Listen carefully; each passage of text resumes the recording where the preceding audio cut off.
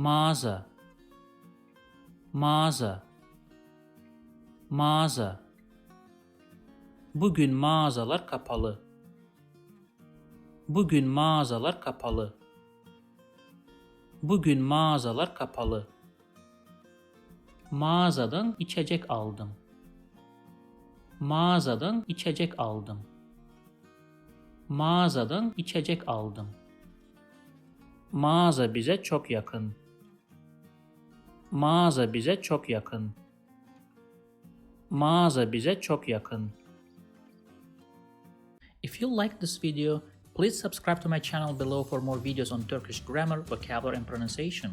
Also, if you think this video can benefit somebody else, please share it with them. Last, if you have any comment or request, please provide your feedback in the comment section below and I'll do my best to respond as soon as possible.